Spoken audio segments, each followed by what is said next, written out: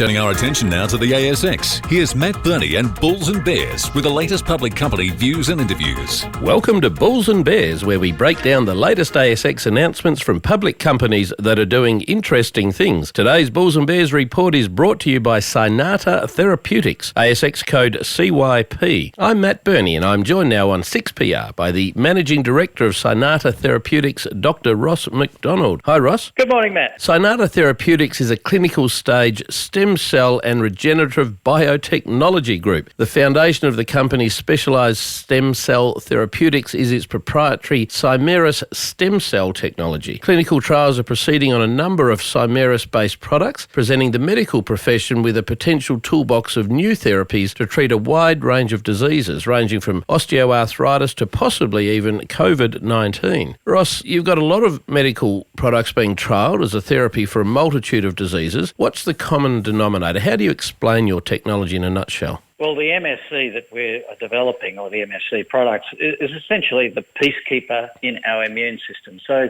as the peacekeeper, they're responsible for controlling our immune response to disease or injury and assisting the body in its recovery. Okay, so it's all about stem cells, is that right? Correct. And stem cells are very central to all of these processes within our body, whether it's the immune response to a virus or to an injury, or as we get old, as our tissue starts to deteriorate. I note you recently expanded the trial that you call your MEND therapy, which is aimed at COVID-19 sufferers. Why the expansion of the trial, and what sort of patients are you now targeting? Well, the expansion is simply because Australia's been fortunate to avoid the widespread pandemic that we've seen in North America and South America and Europe. And so with the absence of many COVID patients in Australia, and the fact that we believe our MSCs will play an important role in lung tissue recovery in patients who have got lung disease from any source, then opening up the trial to more than just COVID patients allows us to recruit more quickly. So we'll have patients, for example, that are in hospital because of influenza or other respiratory infections. But I know you've been trialling your technology on osteoarthritis sufferers. What stage are those trials at? Well, very excitingly for